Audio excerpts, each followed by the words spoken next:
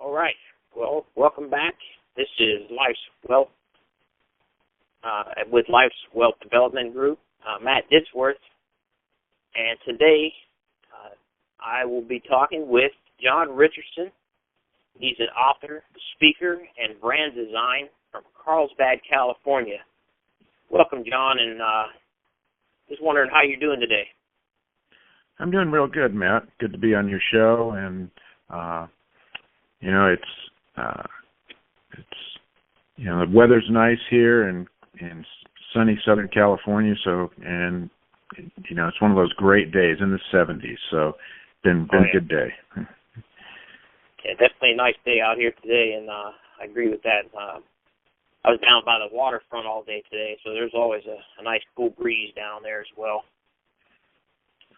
So tell us a little bit more about your background and history. And I didn't mean to cut you off there, so I'll... No problem. Yeah, I'll give you my recent history. For the last about 13 years, I was the database manager for the Murrieta School District and worked in technology. And that was a second career for me. Technology was something that when I hit 40, I decided that that the auto repair business that I'd been in for so long wasn't meeting my needs the way that I thought it should, and just physically, just working on cars and in the high-stress business of sales, I really wanted to do something different. So I had a chance to get some training, and I ended up going from auto repair into the computer field. And at the time, I did some career counseling and had a choice of either going in the creative direction with things like Photoshop or CAD design, that type of thing, or go into something really structured like networking. And I decided, when I looked at the job opportunities on both sides, I decided I'm going to take the network side because it was really structured. And the job opportunities were like a ladder. They started at job 1, job 2, job 3. Then you can move to a leadership position. Then you can move to an advanced position. And it just was really structured nice. Although my creative side of my brain said, man, I really want to do the creative stuff. But I decided to do the more left brain structured items. And I just decided, hey, I can always do the creative stuff on my own time. I can do the structured piece for a job. And so mid-90s, I went that way and got a job, basically went back to school, got what they call a certified Novell engineer certification. I had to take 7 tests and a lot of money to get that done, but I got a piece of paper, and what the people at school and all the all the hype was, okay, you get this piece of paper, it's like gold. You are golden. You can make $60,000 the first year. And reality was, C&E stood for Certified No Experience, and Certified No Experience meant $10 an hour. And started way down at the bottom of the ladder. And I had to take a 50-60% pay cut to get on that ladder. But and I really had to think back and forth a lot. Is this really what I want to do? And the first year was a little tough. I liked my job and I was learning all the time, but working for $10 an hour was really tough when I had made twice that before, and it would have been real easy for me to gone back into auto repair. But I said, well, I'm sticking this out. This is something I'm interested in. This is where I want to go. And come the end of the year, I decided, the reality is the company that I was working for really liked me. I was doing, enjoyed my job, and they liked me, but they could only give me a 10% raise. So everybody else at the company was making, in my kind of a job, was making $20 to $30 an hour. And here I am making $10, and they said, well, we can give you a 10% raise, but that's the most we can offer you. So I am not doing this for $11 an hour. So I looked around, and I ended up having a carpooler that I ended up working with and that I was driving to San Diego with. And he said, well, why don't you put an application in to come work for the county? And I put an application in and stuff, but it didn't, I didn't get any response on it. And it was funny. I was like, why aren't I getting any response on this? And so finally he took a look at the way that I had written my application for a job, and he said, John, the application's fine, except you're using the wrong words. He goes, we don't call, these kind of tech items, these names that you're using. He says, you need to use the names that we use here in the county. So he had me change the words, instead of, network server. He says, oh, we have a deck here, we have a mainframe, we have, desktop computers. You need to use these other names that we would use so somebody who's going to look at your application knows what you're talking about. So I was just basically speaking a different language. And once I figured out what language they were speaking, I started getting cards in the mail. And within 6 months, I got, 3 or 4 interviews, and I ended up getting a job. And it was, and what I would tell anybody looking for that type of a job is make sure that wherever you're going for a particular job or, an application, that the language, what they're looking for. Yeah. And because I tell you, it was eye-opening, the difference between just basically changing the way that I worded things. But right, yeah, that makes sense. But from there, I ended up getting a job at the county. I worked there for 3.5 years or so, and then the county came in and said, I was working for the assessor and the recorder. I had a great job, enjoyed it. Had a long commute from Murrieta to San Diego, but I enjoyed my job. But then the county of San Diego said, we're going to come in and we're going to outsource all our technology. So it's like, you can come in, we'll give you a shot at our outsourcing company, or, we'll give you, a little bit of money and you can go someplace else. And so there again, I went back to the people that I was carpooling with, and somebody else in the carpool said, hey, John, why don't you come and apply at the Murrieta School District? They have computers, and I know they're looking for people.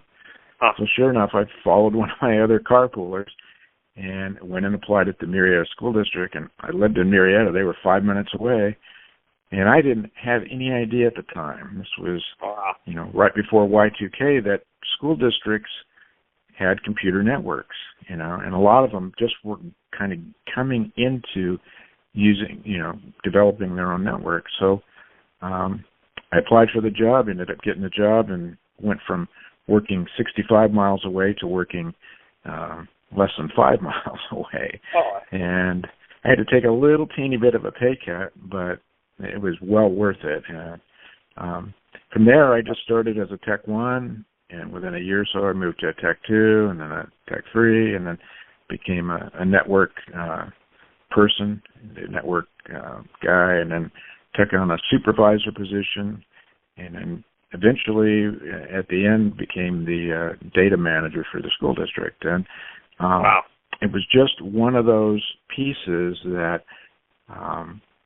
the school district had a good ladder, and I'm just glad that I chose that particular area to focus on, because it did have a ladder that was easy to see the next step on. Yeah. And as the district evolved, we started off with a little closet as a server room. We ended up with a full-on huge server room by the time I left, that we went from maybe 4 servers for the whole district to, I think when I left, we had over 30 servers and 2 full-on air conditioning units, a full room, full-on fiber to all our schools. Most small companies wouldn't have had a network like we had, and it was it was just one of those things. They had the money, they had the time, and technology just took off. And it was a very, very neat experience. So, but wow. The thing with technology is my job at the end, the last 3 years, ended up morphing from a technology job to a data job. And I ended up being the data person that had to work with the state to put up all the district's data to the state. It was a state mandate called CalPads. And it went from being, a couple hours a day to being a full-time job for me with an assistant after a few years. And it became a job that I wasn't, matched for, and I didn't like. It was, I did okay on it, but it was just one of those jobs that, it just, this job that I really enjoyed for so long that had climbed the ladder, all of a sudden morphed into something that I didn't care for. So, but the district came in and they offered us an early retirement, for some of the people, and I was like, well, this isn't a really good time to do this, but this will give me a chance to do something else. So I ended up taking that, and for the last 3 years, I've worked part-time as a trainer for a software company called Aerie Software, and I go around to a lot of districts in the state, and I help them train on this software. And that's been a kind of a job that's been fun, and I work for a company, and I get a chance to go out and train. But my real love is for more the online business, and I love speaking, I love training, but I've been a personal development blogger for about 11 years, and have really run with that. And doing as kind of a semi-retirement has allowed me to spend more time there. And I've had a chance to work over the last 3 years. I've had the chance to work on at least a half dozen different book or product launches for people that I've worked with, and some of them have been books, some of them have been products, and just seeing the power of the online marketplace. And that has really opened my eyes to see what is available to people, especially if people are thinking of a new career or they hate their job, they want to do something else. It's not an easy transition, and it's not a proven transition, and there can be a lot of failure. Yeah. But when it takes off, it can be an amazing thing. So, for some of your listeners, that they may say, "Oh, okay, I've been in the military for a long time, or I've been on this particular job for a long time. Now I want to take that next step." There's a lot of things out there, and to me, there's a couple of ways to go. One is to do some career training and to find out what you're good at, what your personality matches, and then to run with that and find an area that you've got that ladder. If there's anything about changing careers for me, having that ladder available, that I knew that I could climb the rungs, that I wasn't stuck at one particular job, that that there was always some advancement to be able to go there. And whether that's government, whether that's a private company, whether that's a small business, wherever, having that ladder is, to me, is important. The other side. Security. Pardon? Oh, I was wondering if that gave you a little bit of sense of security, that you knew that you had you could see that next rung, like you said. Yeah, the reason there is in technology especially, but it was the same in auto repair or any other field, especially now, with this kind of struggling economy that we're in, is a lot of times jobs will come to an end, or businesses go out of business, or they have to lay people off. And all of a sudden you find yourself out of a job, and you want to make sure you're in an area that that's got that ladder, so you can go off a rung of one ladder and find another company that's got one similar that you can jump onto. And I know in the 20 years I spent in auto repair, we used to call it what we called down the road motors. And in auto repair, in many cases as a mechanic and or a service writer, you work pretty much straight commission. And so there wasn't a lot holding you to a specific company or shop or place. And that may have changed now over the years, but when I was there, I could make some pretty good money, but it was all commission-based. And so if things weren't really good, you would just pick up and you would go down the street and find another shop. And that's how that worked. And it was, the nice thing is there was always that ability to go someplace else.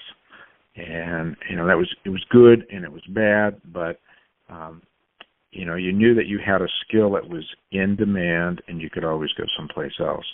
I've talked to people that have worked in a specific, craft or industry for, a long time, and all of a sudden they find that particular skill is not in demand anymore, and then they kind of retrain and go a different way. So that was something that I ended up doing with my C&E.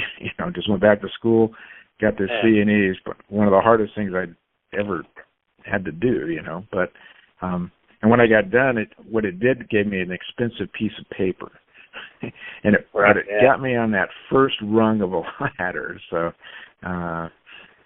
but for a lot of people, it's just whatever field that you want to go into. Is in many cases, if you can get some type of a certification or some type of a low, that first entry level rung on the ladder, just to be able to get your feet wet and get some experience there. It can be really good. Okay. Well, that's awesome. Yeah, I appreciate that sharing. Lots of great gold nuggets inside there for people that can that are about to go through transition or headed in a similar direction that you did. You sound like you got plenty of experience in transitioning from one to another. Yeah, it's I work with a group out of Carlsbad for helping people that have lost their job and to be able to transition into new careers. And it's kind of a career center kind of place. And I've worked there with some people and talked there and just sat around the table with people. And many of the people that come in or to that particular area are a little bit older. They're in their late 40s, 50s, sometimes into their 60s or even 70s, and they're looking for something new.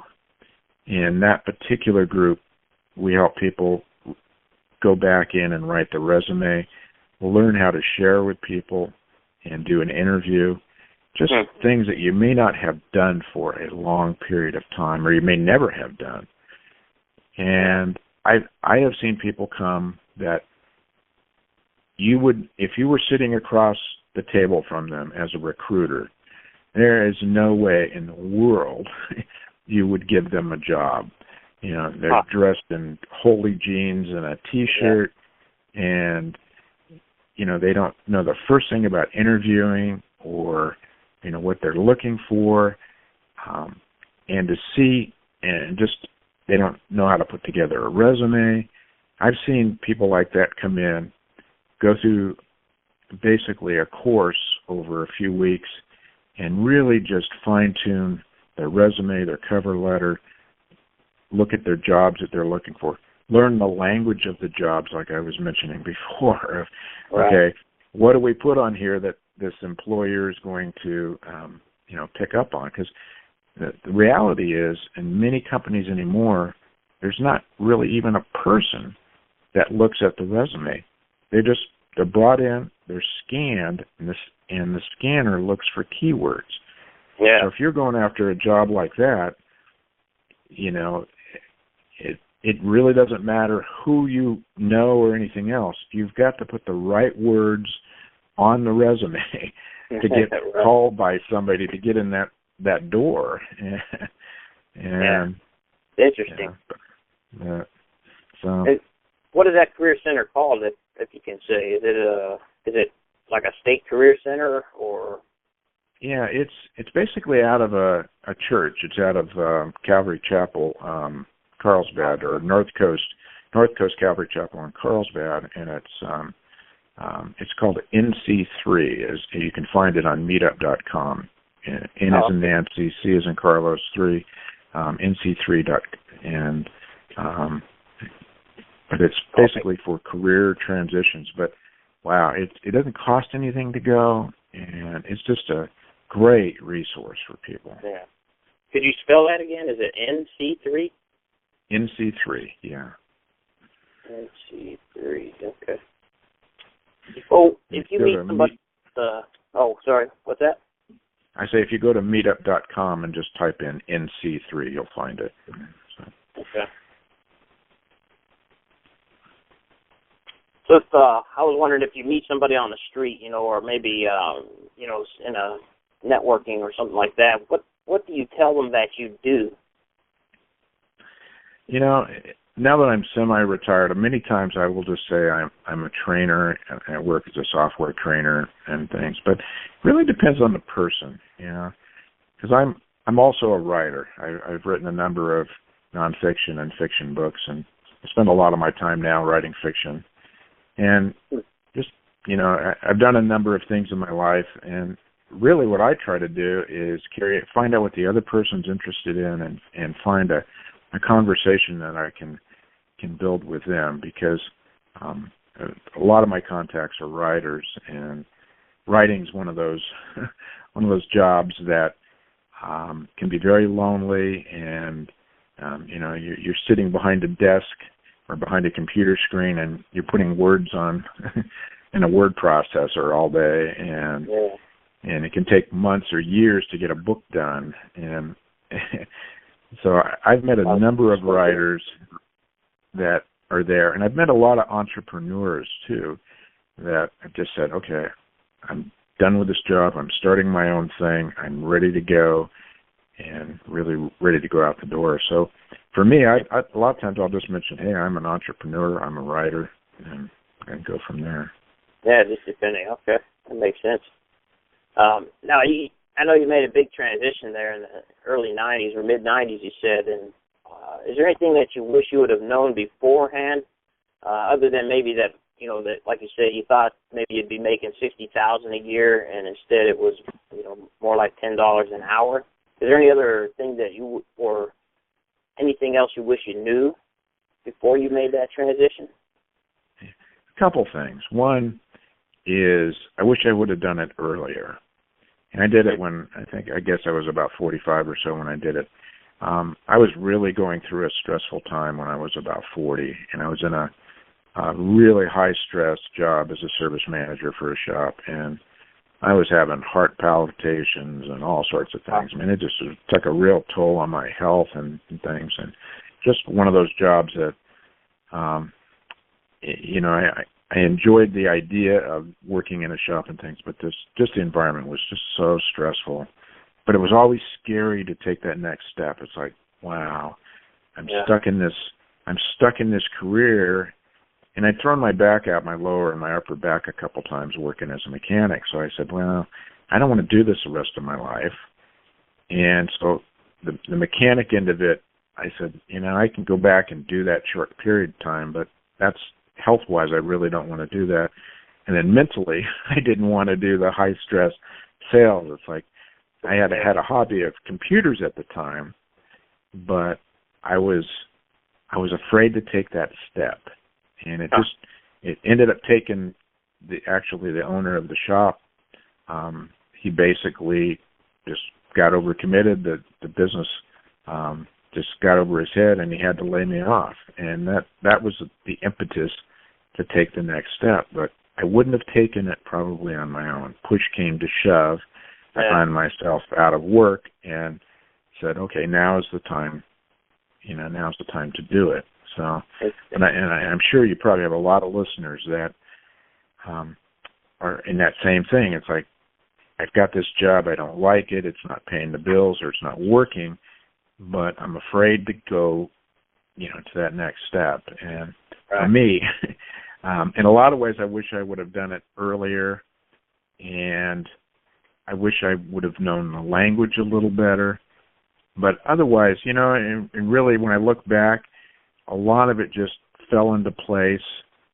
And I'll tell you, though, the best thing out of anything that I did during that time, when I got, when I got laid off, I ended up going to a career center down in San Diego. They didn't have one in Murrieta where I worked, but they had one down in San Diego. Ended up going there, and before I got into taking this network training, I just took some regular classes. I took Microsoft Word, Excel, PowerPoint, Photoshop. I just took some of theirs, and they offered some free classes in the Career Center. So I just went there in the morning, and then finally got into another school where I did my Novell network training. But you know what? When I got all done, the Novell network training cost a lot of money. The other training was basically low cost or free. The Novell training got me a piece of paper, but it was the Word and the Excel and the PowerPoint and those basic programs that I still use today. And that's what really helped me in my job.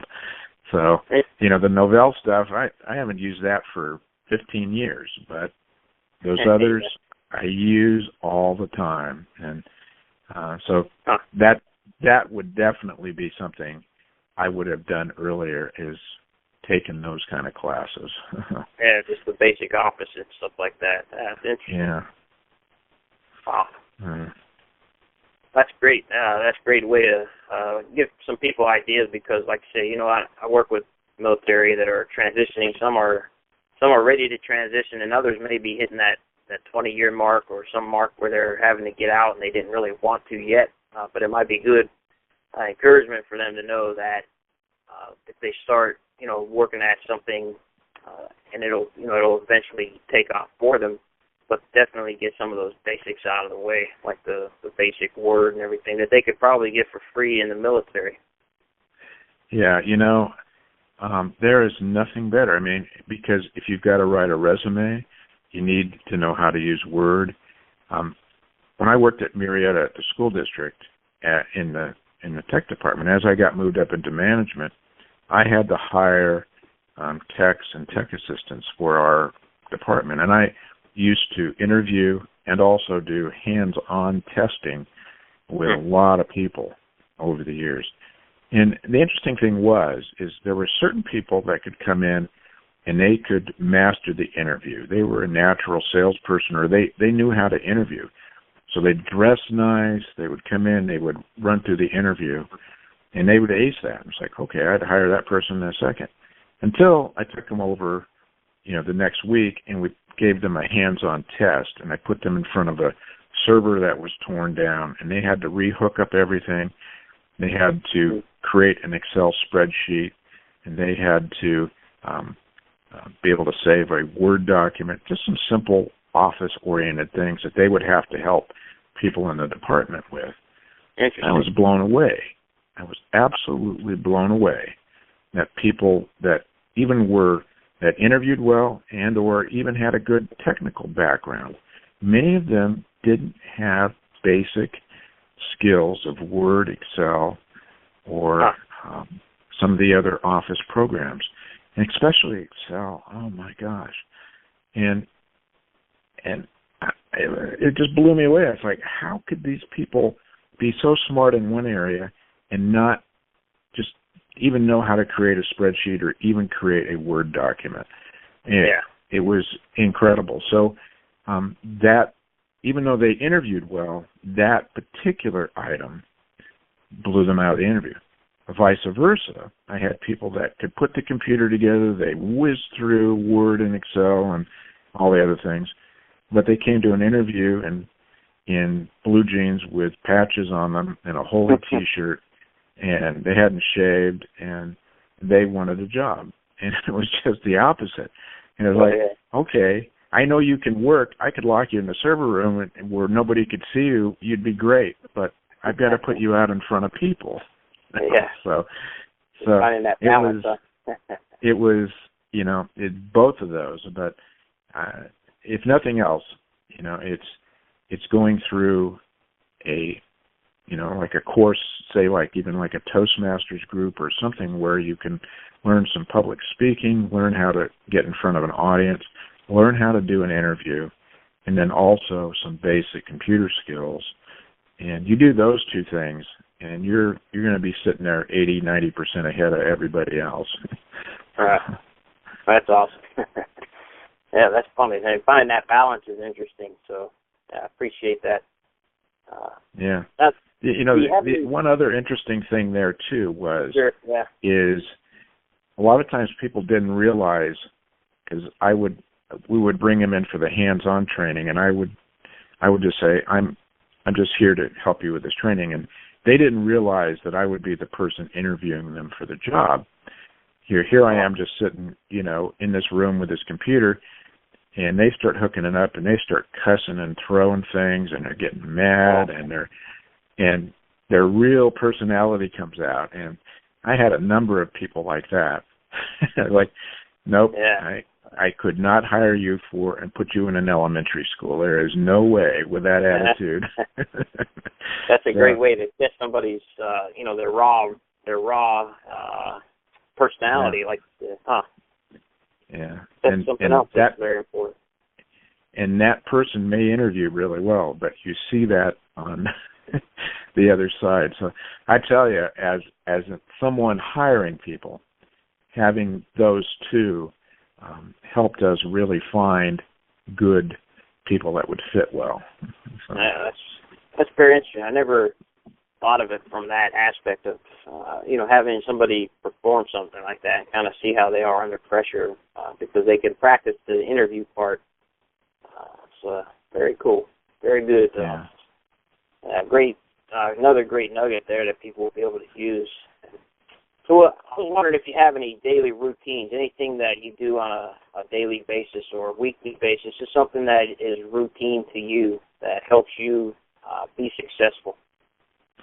I'll tell you one of the number one things that I did when I was working at Murrieta as a tech and working my regular full-time job is I created a daily planner, and I just made it on one sheet of paper, and it's a free download on my blog, and basically it just has 6 boxes at the top, and I just in these 6 boxes I would write down 2, 3, 4 on up to 6 different things, the top things that I wanted to accomplish for the day. And I just a lot of times just put in one word or a couple of words like, I need to work on this project, I need to call such and such. These the top things that I wanted to get done or were going to help me follow up on some goals at the top. I just put those up at the top, and then down the right-hand side I had a place for email addresses and phone numbers and for meetings. And so anybody I needed to call, I'd write those down under phone numbers. Anybody I needed to email, I'd write that down under email. And so I would sit down at the beginning of the day, write down my top tasks for the day. I would write down anybody that I needed to contact, any meetings that I needed to run with. And this just stayed on my desk at all times. I just had a little clipboard on my desk. I actually used it as a mouse pad is what I used it for. But it would just sit there on my desk. I could see it. And unlike a computer or a phone, it was always on. It was just right there. And I had a pen or pencil next to it. Immediately, if I needed to write down notes or anything, I could just write them down. And it wasn't, super fancy or anything, but that made so much difference because I had a go-to place to capture everything that I was doing for that day. And then at the end of the day, sometimes I would use those one day, sometimes I'd use them 2 days if I didn't have a lot of things going on.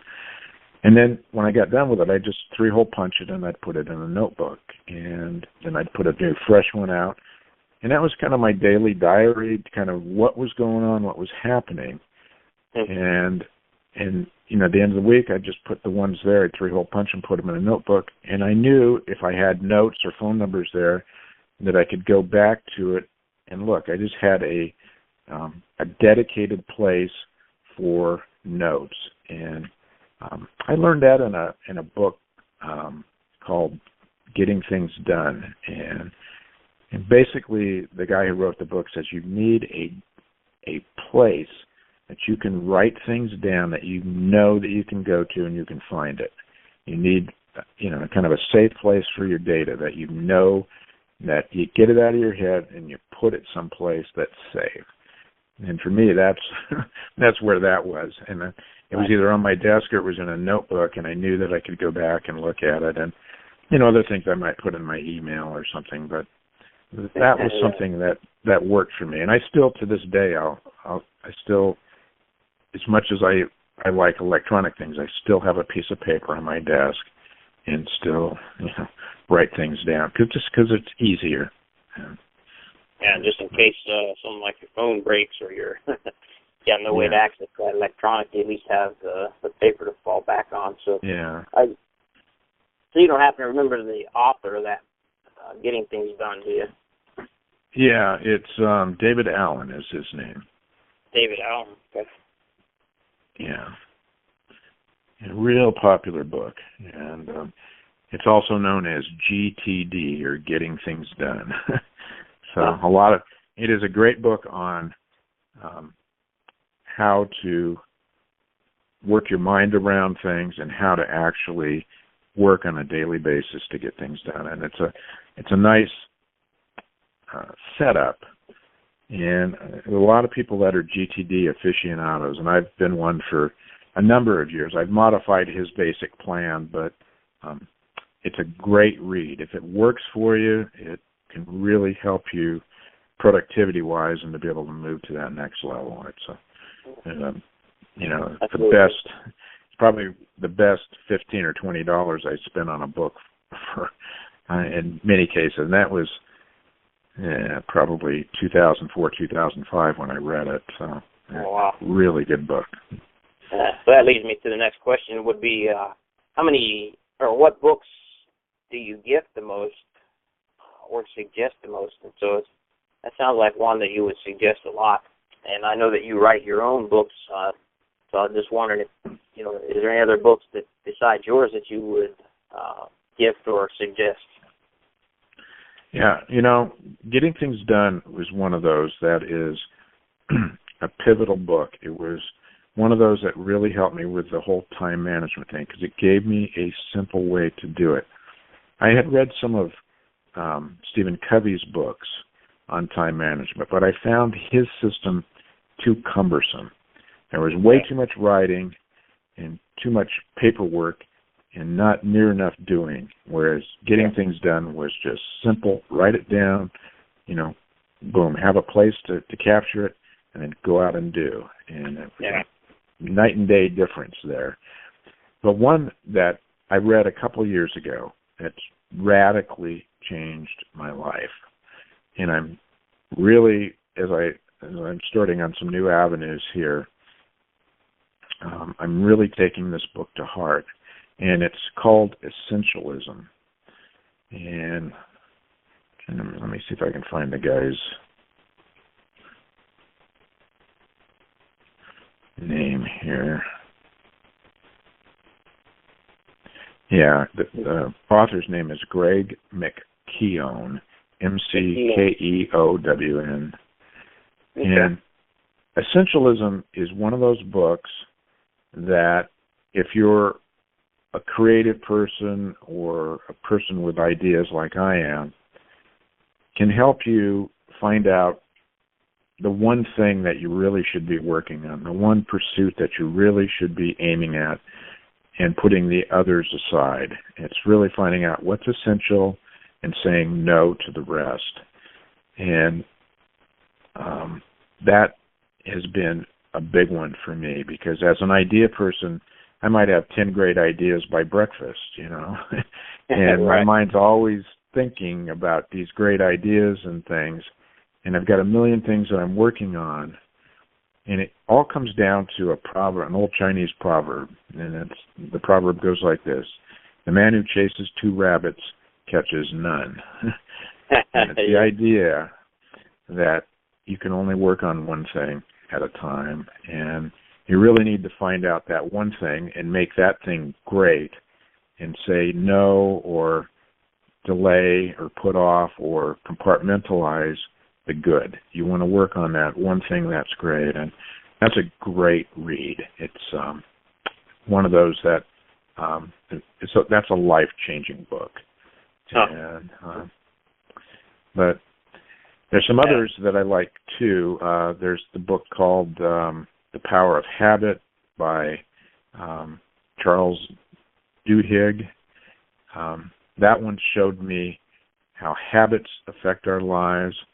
That's a really good read because especially when you start going out on your own or you get out of an environment that's very structured and all of a sudden you're just working with yourself, you'll find that bad habits creep up and can really take over your life. So figuring out how habits work and setting some good ones, and then with Essentialism, being able to focus on 1 or 2 items, those 2 will really, really help. But there's a ton of good books out there.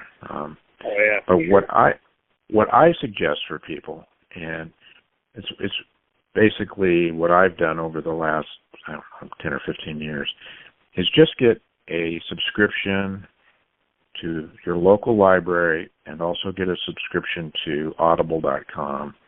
And while you're driving in your car, listen to audiobooks. Yeah. And there's a website called, what's the name of it?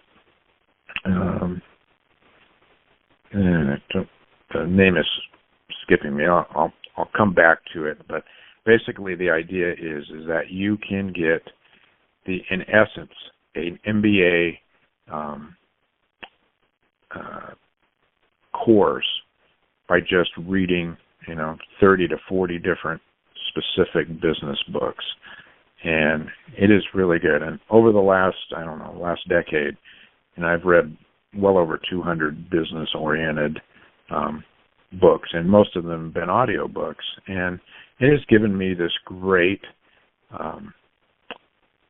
resource and this great education that's from some of the top people in the business. I also spent some money. I spent close to $2,000 to go back and take a college course. I actually took one on computer marketing. And so I took this course out of the University of San Francisco and spent almost $2,000 on it. And I found out that after taking this course that the curriculum was over 2 years old, and in search engine marketing, that was like ancient news, and it cost a lot of money. And you basically ended up with a piece of paper saying, okay, I have a certificate of search engine marketing from the University of San Francisco. Well, there again, it's an expensive piece of paper. It may or may not mean anything, but the education I got there was almost worthless. It was a lot of money for something that was way out of time. I picked up 3 current marketing books, and I went to a marketing conference, and this was all state-of-the-art current things, much less money, and much more to the point, and really, really helped me in a specific direction. So interesting. What I suggest is the audiobooks and some local conferences with some people that are in the know and have got the latest information. So yeah, that makes sense too, because it changes so fast. So yeah, that's a good thing there. That MBA, is that by there's a book called Personal MBA, Master the Art of Business, Josh Kaufman. Yeah, that's it, Josh Kaufman. Yeah, that's the one. Yeah, the 99 best books. Mm-hmm. Okay. Yeah, I'll put links to some of these on the show notes whenever I put this up. So I'm going to shift gears a little bit with you for these last two questions. Now, this is just one that I'm interested in, this question, because people often think of it from different angles, and it's the word try. So I wonder, if I say the word try, what does that mean to you, or what do you think of the word try from your perspective? Try is one of those weird words. You know, I like it on the one hand, but it can also be an excuse word. You know, it depends on how it's used. For me, I like it in the fact that I think everybody needs to try certain things, and you don't realize how you're going to do till you get out of your chair and you actually go out and you try it. And that might be getting up in front of a group and speaking at Toastmasters. It might be, you know, writing the first chapter of a book. It might be, you know, starting a blog. There's a lot of different areas of things that, you know, you can talk about it, but until you actually take that first step and you try it, you don't know how it's going to be. And people can Right. talk to you all the time, but until you actually try it, you know, it's a thing. So to me, trying when it comes to a first step is an excellent word. It can also be an excuse of, I tried, but I didn't, you know, it didn't work out, or I tried, or I might try this, or I might try that. It's a word.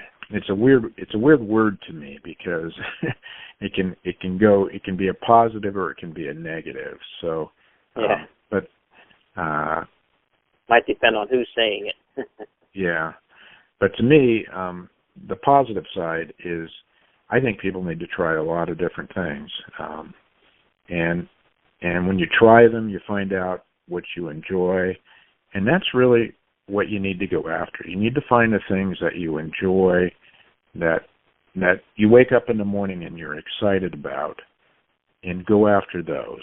And that might be a hobby at first. It might be something you do part-time, or it might be something like myself, when you get laid off from a job, or you've got some extra time, that you just say, I'm going to go do this and Right. try it.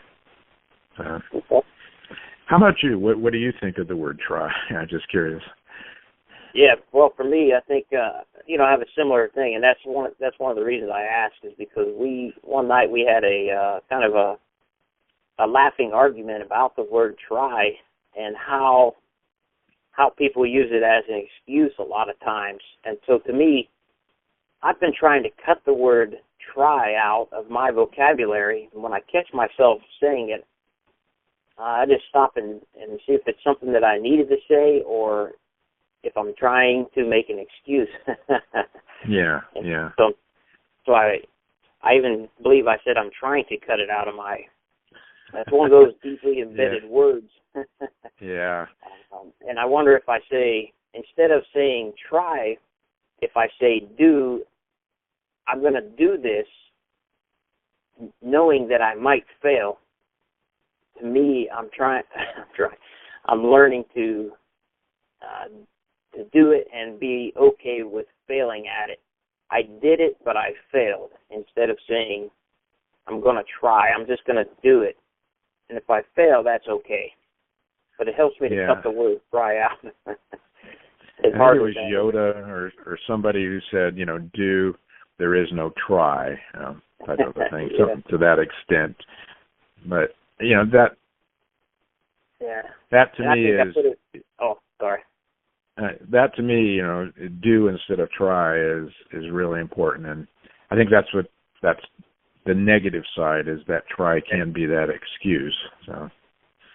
Right, and I can see like somebody. I've been trying to, I've been justifying it to say, maybe if I'm trying new foods or trying new things that are not action oriented, then try works for me. To say I will try a new drink, or I'll try a new food, I won't try to do something. I'll just do it, and then if I fail, I failed at it, and I'll do it again, or I'll not do it again, just based on how I liked it. Yeah, it is a funny word.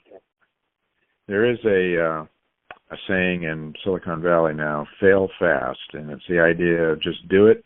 If you fail fast and go on to something different. And really, in a lot of ways, depending on the field that you're in, that's a great way, because one, when you fail, you're going to learn, and when you're successful at something, what do you learn there? It's like, oh yeah, it worked, but you may stay at this low level of success because you haven't tried anything new. When you fail, you go, okay, this didn't work. I've got to try something new. So now you know something that didn't work, and then you go on that till you find something that does. Yeah, exactly. That's one of those interesting words, though, for sure. Yeah. That's great, and I appreciate your thoughts on that, and even asking me. I appreciate that. Now, if you could have a billboard anywhere in the world, where would you put it, and what would it say? What would it have on that billboard? Boy, I could think of a lot of billboards, and I would probably put it on a busy freeway, and I would just put up the two words, ask why, or just the word why with a question mark, because I think that of any word that I have learned, when you're starting on a new project or any goal that you're looking at, if you can figure out the why are you doing it? And if you know your why first, then the other pieces, the how and the what, come into be. So many times we just say, okay, this is what I want to do, and this is the what, and this is how, but we don't know why. Sometimes we just see somebody else doing something, but if we can start with that why,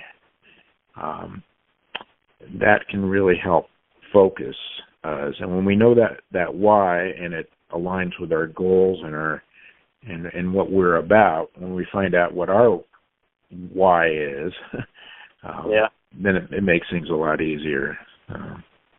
But I tell you what, in life, the why can be the hardest thing to find.